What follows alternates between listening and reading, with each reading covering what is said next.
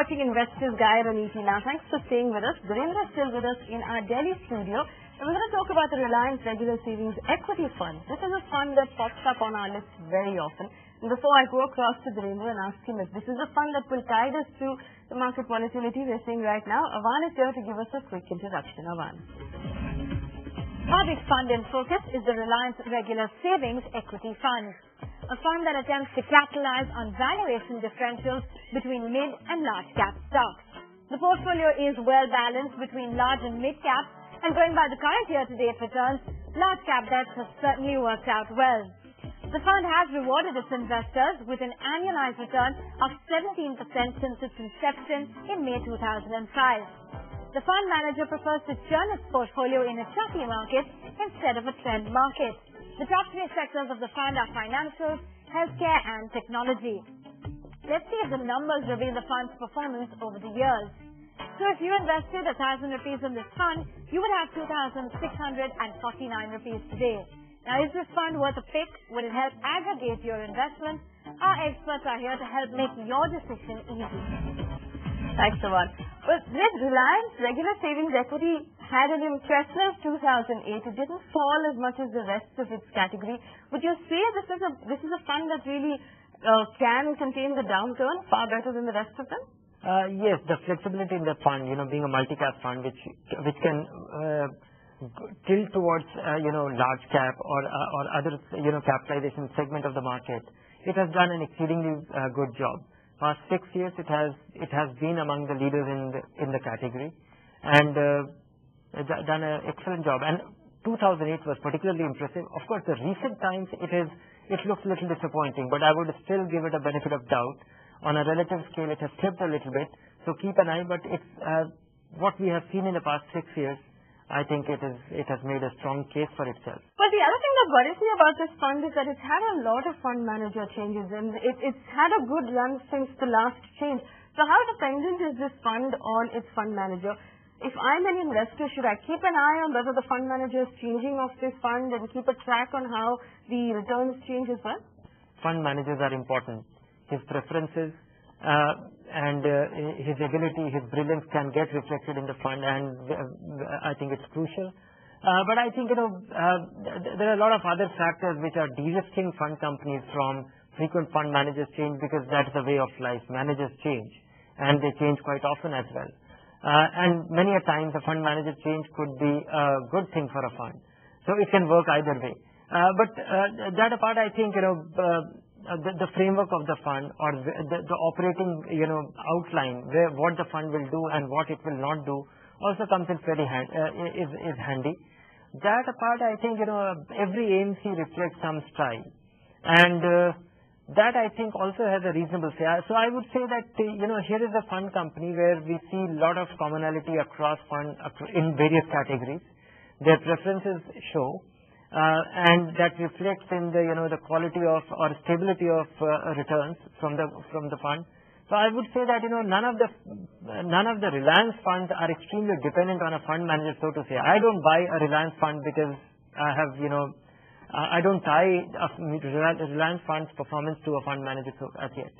All right, Dhirendra, finally, your star rating of the Reliance Regular Savings Equity Fund. Should we be investing in it?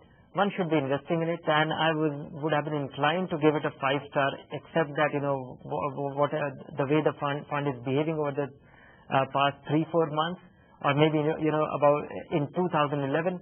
So I would give it a 4-star. Right, that was Reliance Regular Savings Equity Fund on Investors Guide. Remember, if you have questions about that fund, you can write to us on the email ID that's at the bottom of your screen. So we have one last question. A couple is written in. He's 28 years old. He's invested in equity tax waiver funds in 2 units. He now wants to invest 10,000 rupees a month in one equity fund. He has a long-term horizon, he tells us, and he wants good returns. He wants you to recommend one equity fund that he can invest. I would say that, if he is investing 10,000 rupees a month, why only one? I think, he should certainly diversify a little more than one.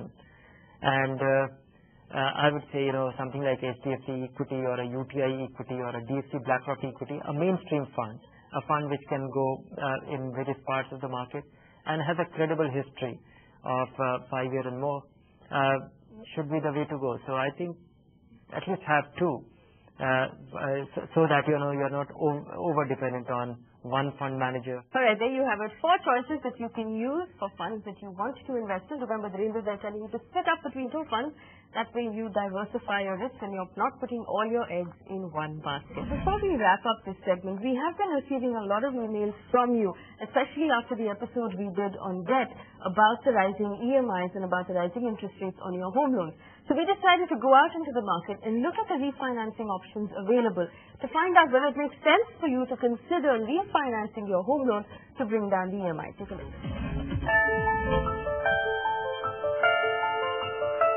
It was Sushil Karkar's dream to live in a home of his own.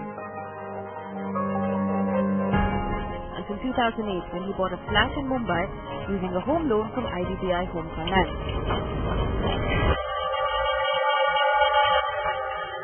But the hike in interest rates over the last year has made it increasingly difficult for him to meet his EMI commitment.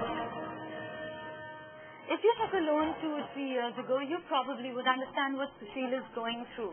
But you should know the interest rates you are paying now are higher than the interest rates that are being offered to new home loan borrowers. Now, refinancing your loan simply means taking that loan to a bank or another lender who is willing to offer you cheaper rates on the same loan. Suppose that somebody is charging 13.5% or 14%, and if you are going to get a loan at 10.5%, straight 4% saving on interest, ultimately it is going to save on the EMI. So, this money which you are going to save, definitely you can invest it or you can purchase something else. If you find a lender offering you a lower rate than what you're paying right now, it's a good time to refinance your home loan. But since you'll be pre-closing your current loan, you need to be careful about the prepayment charges.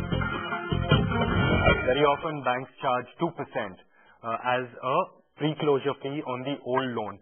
Once again, this varies. Banks have rules saying that for the first 3 years they'll charge it. After 3 years they won't charge it. There are banks who do 0 prepayment fee today. There are banks which insist that it's 2% through the lifetime of the loan. It really depends. One needs to look at their old home loan agreement. Many lenders, for example, will have a clause which says that prepayment penalty is either reduced or waived if you prepay from your own sources. But if you're going to refinance, then they may levy a penalty. So that's the amount of the penalty, typically as a percentage of the loan outstanding, is what you have to watch out for. The other thing to worry about is the processing fee on the new loan. The fee could be anywhere between 5,000 to 1% of the total amount you're applying for. If you took a home loan for 30 lakhs rupees, let's take a look at this example. If you took a home loan for 30 lakh rupees in early 2009 at about 9.75%, your EMI in the first year would have been 28,456. Now with the hike in rates, you would be paying close to 32,164 at a higher interest rate of 11.75%. If you refinance that loan today, you would be offered 10.75% as your new rate, bringing down your EMIs to 30,277. The total savings is nearly 4 lakh rupees over the life of your loan. But let's also work in that prepayment penalty and the processing fee on a new loan. It still leaves you with a total saving of 3,10,459 rupees.